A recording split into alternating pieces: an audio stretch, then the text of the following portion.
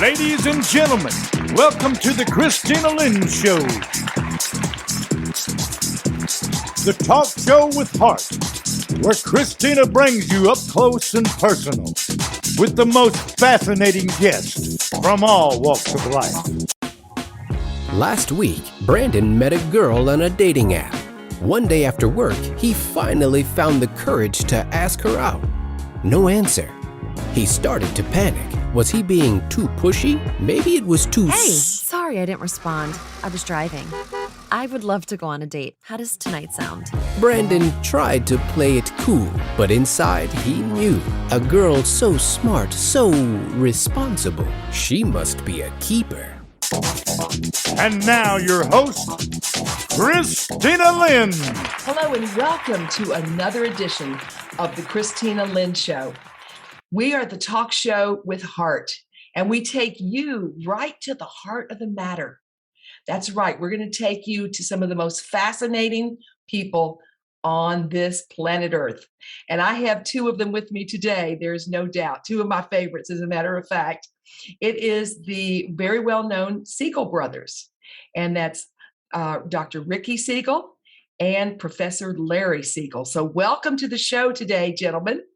And it's just such a real honor. We have worked together over the years, and I have come to really have such great respect for the work that you all are doing.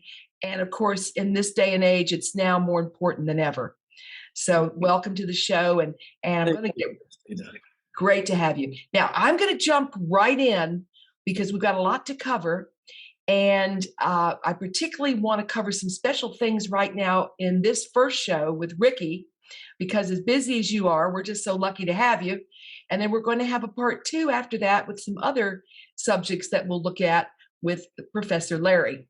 So starting out with you now, Ricky. Ricky Siegel is the director of the Modern Sex Therapy Institutes, which I am very excited to hear about that. Congratulations on that. Thank you so much. Great. And if you will do me a favor, let's tell the audience exactly what are the Modern Sex Therapy Institutes.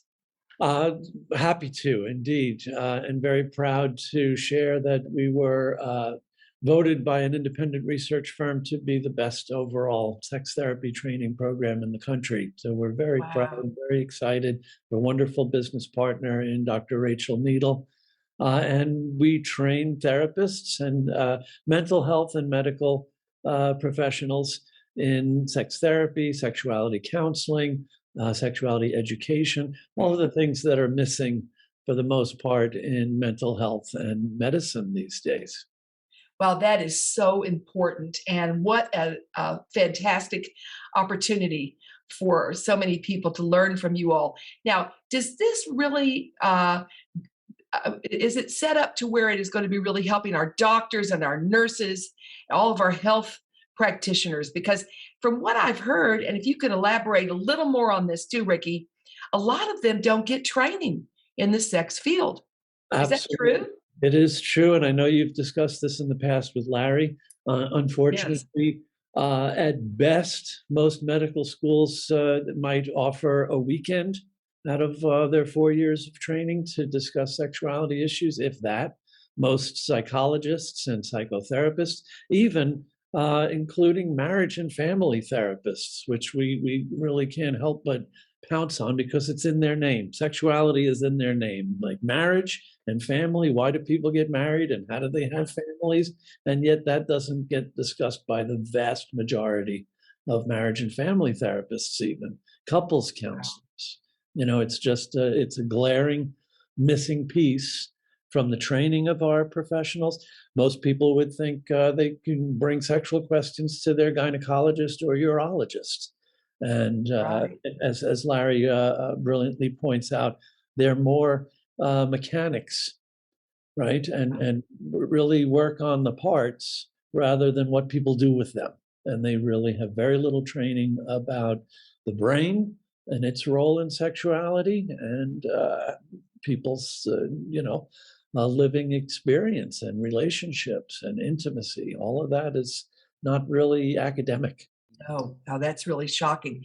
Now, what are you doing, Ricky, to help to change that and to really make a big difference so that this can change? Well, it really is in training the therapists. They are the ones that often need as much work as the patients they're working with. There's a tendency to feel like if they don't have that specific training, they need to kind of back out and defer. This is a reality Larry and I have noticed over decades, that the vast majority of therapists are far more comfortable talking with patients about their worst, most horrendous kinds of sexual abuse and assault than they are talking about their most ecstatic experiences, their positive sexual experience. They, ooh, I'm not a sex expert. I'm not comfortable there. But they're comfortable talking about such horrendous kinds of abuse histories. It just doesn't make sense.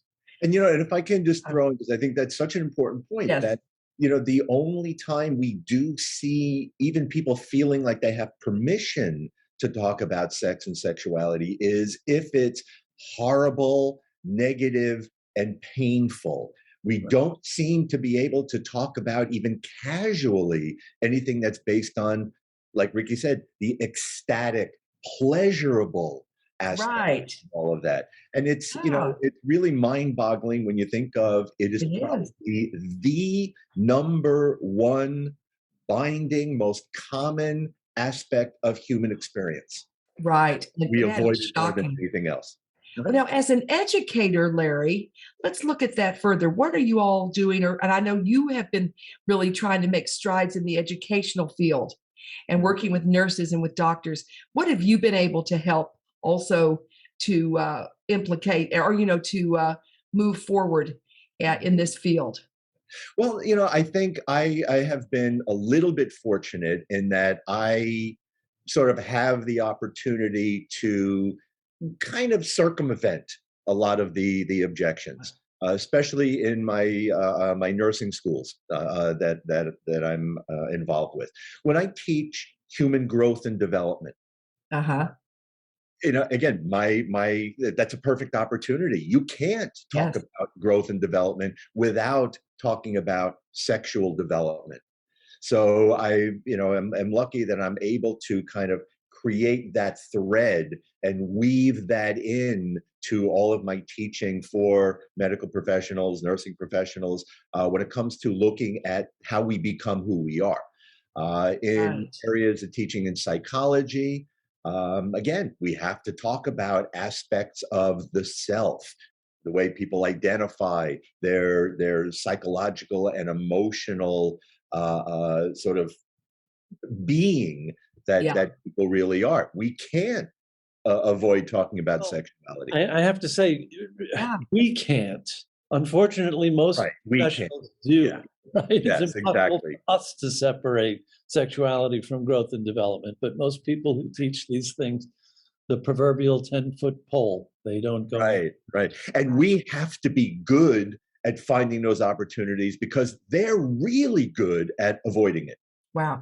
Now, what can we do? And what would you all be recommending? Let's start with you, Ricky, about making a big change in the medical schools and even in school before that. Let's look at, high school and junior high and what could be done to change the climate that leads up to this, because it does sound like it's such a big problem and it really needs to be changed. It does. It does. And unfortunately, a lot of the controversy these days around sexuality education want to focus on controversial subjects and things that, naturally trigger people, especially parents. And so there's all like our new law in Florida that's known as the Don't Say Gay bill. Right? They're just anti-sex ed folks are just filling people's heads with crazy notions that teachers are encouraging kids to throw the rules out and pick whatever they want and be whatever gender they want and change next week. And it's really quite silly, and it detracts from what young people, adults, parents really need to understand, that sexuality education, sexual health begins with attitudes. Yeah. and our comfort in feeling with the fact that human beings are sexual beings. Conservative people have sex just like liberal people do. Religious people have sex, right? This is really not, there isn't an exemption for who should be and who shouldn't be talking about. This should be universal. Right. And the attitudes really come first. Right. And again, if I can just add to that too, it's such another example of how this is part of living in upside down world, because all of these people that are having sex, it seems people, with all the problems and issues that they do have, they don't really overall have a problem having sex. It's talking about it that's a problem. Right, communicating. And again, that's upside down world stuff. Okay, so Larry, we'll start with you on this one.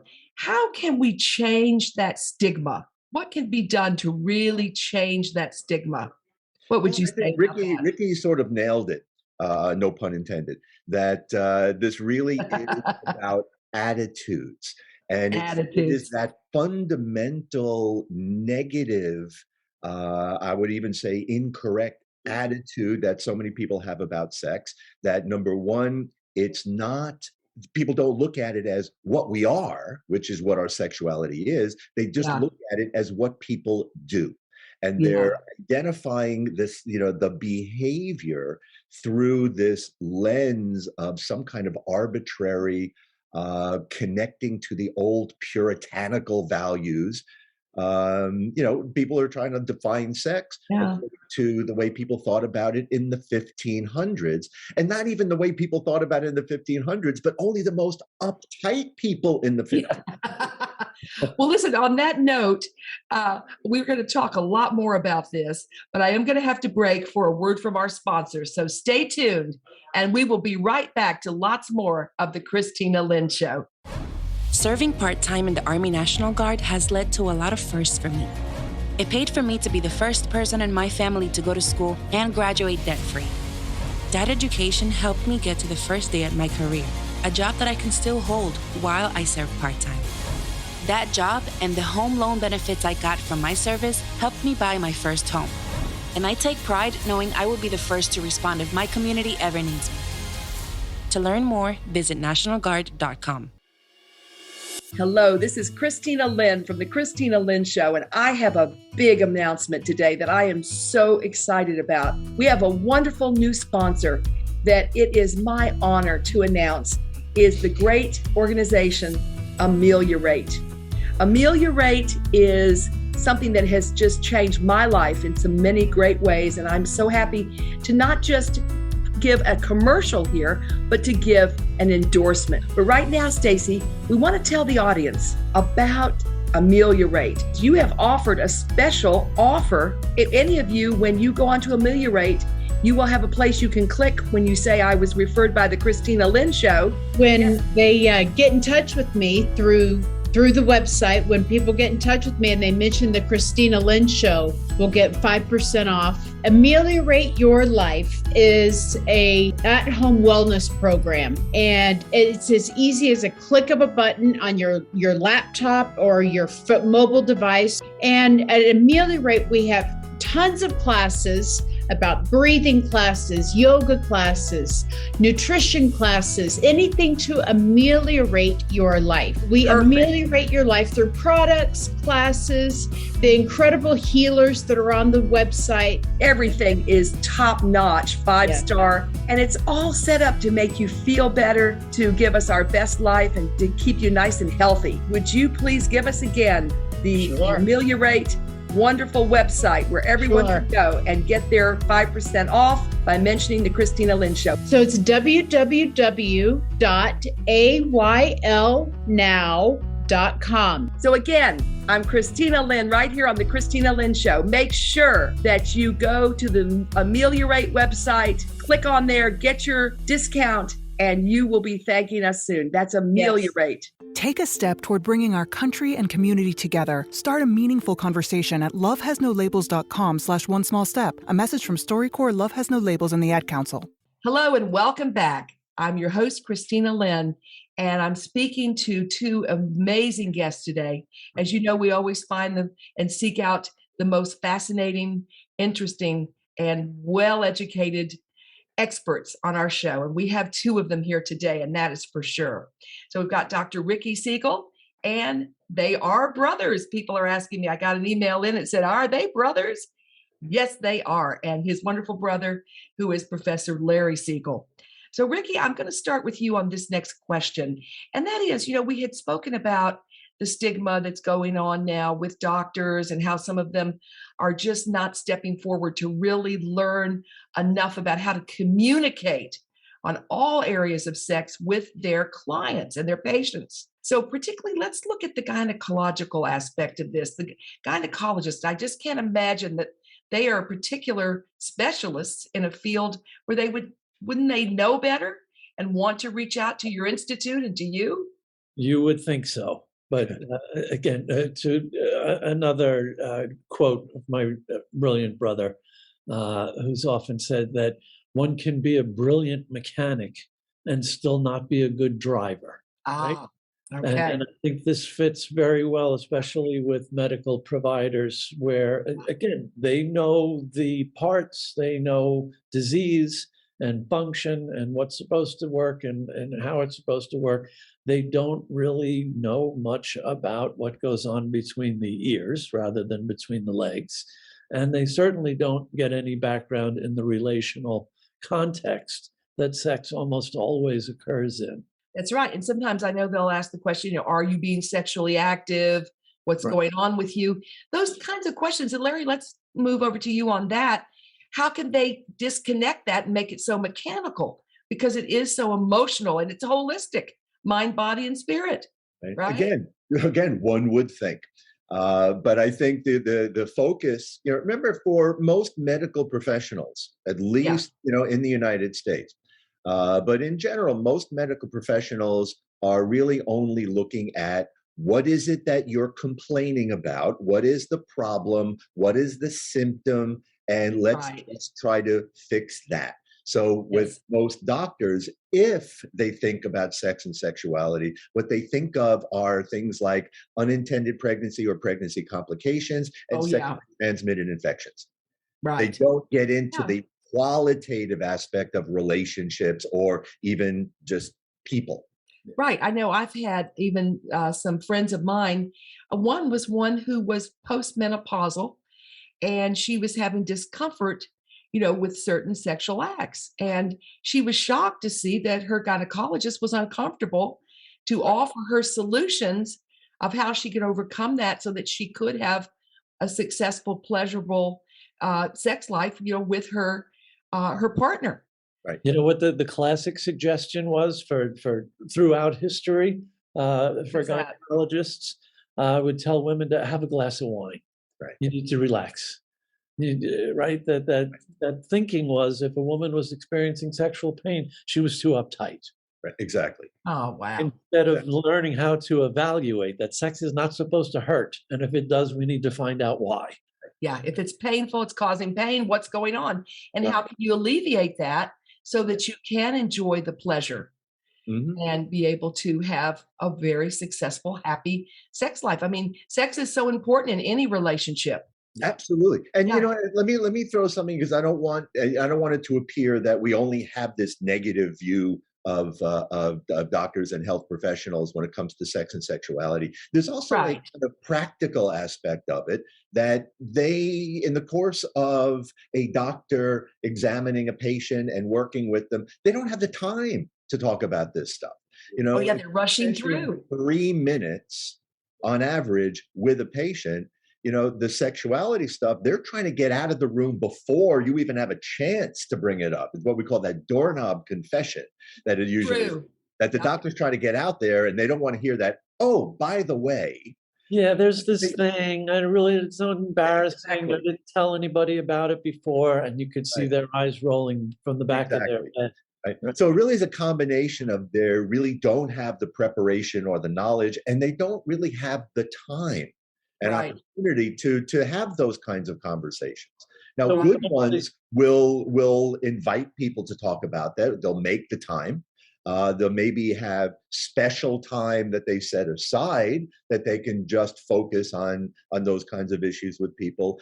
Yeah, one of the drums that Larry and I like to bang is that we still, there was kind of a resurgence. It didn't start then, but there was a resurgence in the field of sexual medicine in 1998 when Viagra came along. Again, another drug discovered an accidental side effect. And so we have this fantasy, at least one that we talk about in public, that someday there'll be a sex therapist, endocrinologist, while we're at it, cardiologist, pick your medical specialty, and there's a need for someone to be working with those folks to bridge this gap. So stay tuned. We've got lots more with the Siegel Brothers. Don't go away. So, what is love? Love is being independent. Love is dancing. At Shriners Hospital for Children, love is a new smile. At Shriners Hospitals for Children, love is caring for a child regardless of the family's ability to pay. Learn how you can send your love to the rescue at lovetotherescue.org. We're back with lots more of the Kristina Lynn Show, and I'm speaking to two of my favorite guests, the Siegel Brothers, Dr. Ricky Siegel and Professor Larry Siegel. How are you going to market this, Ricky, to really help these physicians? Because some of them probably don't even think they need it. Obviously, they don't think it's that important. How are you all marketing the institute, your institute, and really getting them in there? Do you have a plan? And I'm just curious. And if so, is that working well? Are you finding that more and more physicians are coming back to you or coming? That has been slower. Traditionally, sex therapy certification training attracts psychotherapists, psychologists, social workers, marriage and family therapists, counselors. Right.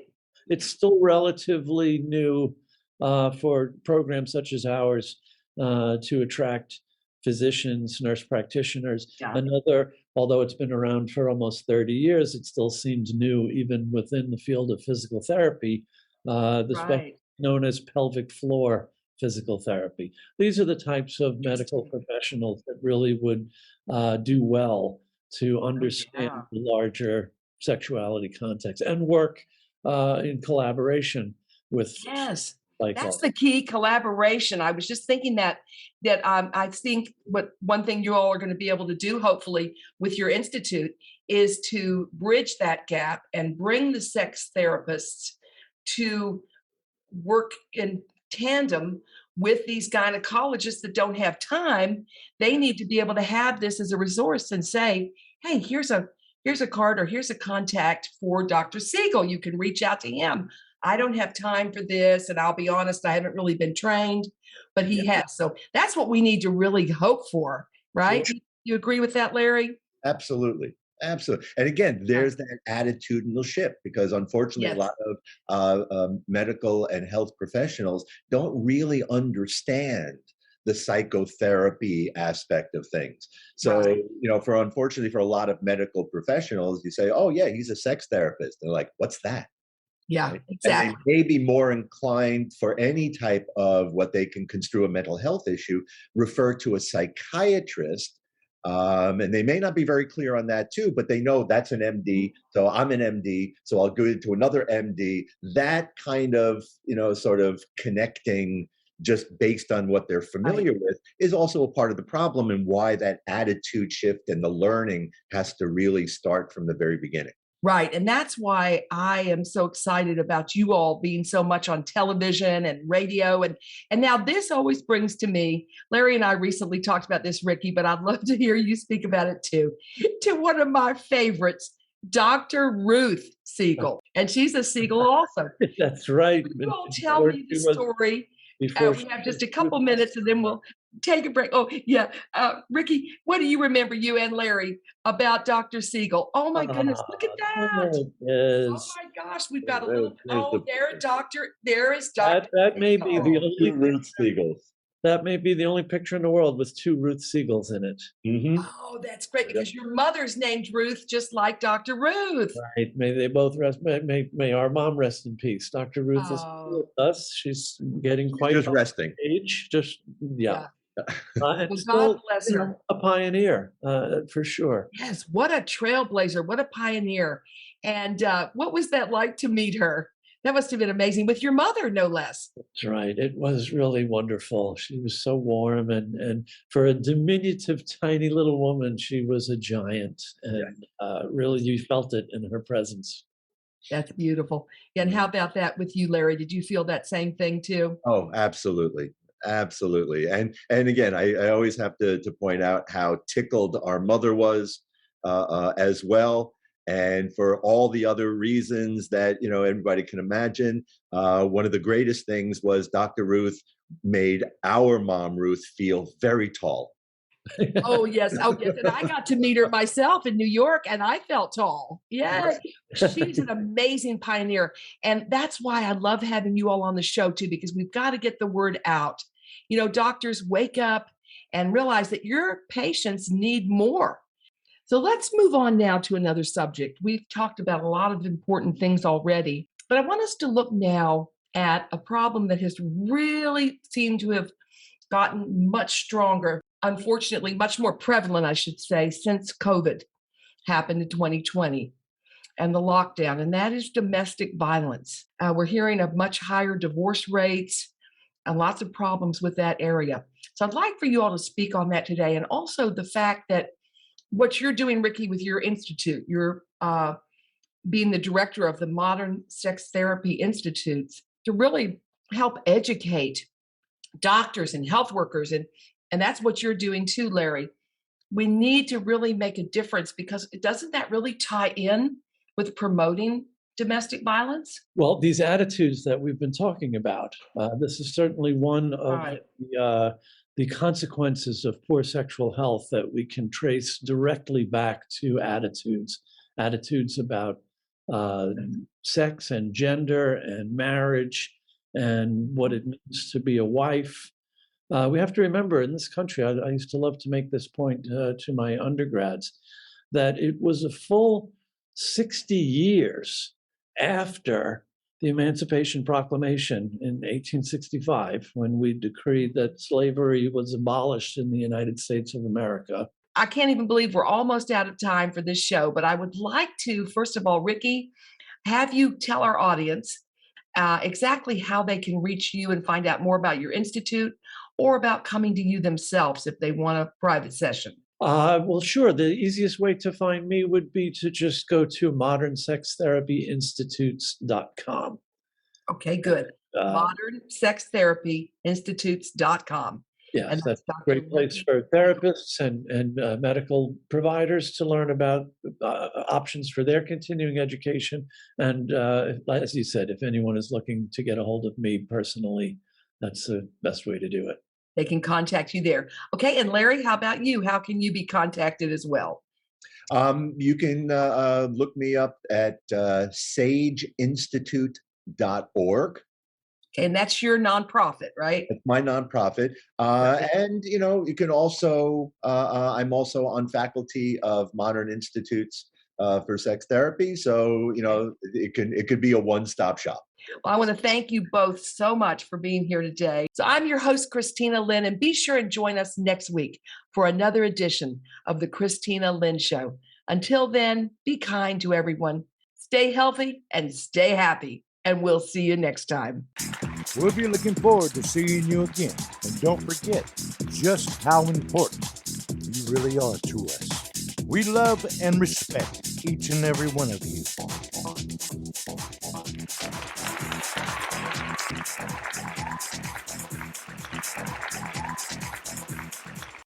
The IRS called and sent me an email requesting payment. Is this a scam? Scammers often impersonate IRS employees by calling, emailing, or even texting you in attempts to steal your money or personal information. It is a scam. Do not respond. IRS scammers continue to be a serious threat to the public and have claimed victims in every state, and now have evolved to include pandemic-related scams. Scammers may be combative and threatening in order to bully you into sending them money immediately. The IRS always initiates communications by mail first and will never threaten to arrest or deport you or demand your personal information. The IRS does not request payment by phone, text, email, or gift cards. Protect yourself. just hang up or delete the message. If you suspect you've been contacted by a scammer, submit an incident report to the Treasury Inspector General for Tax Administration at tips.tigda.gov. You can also call their TIGDA hotline at 1-800-366-4484.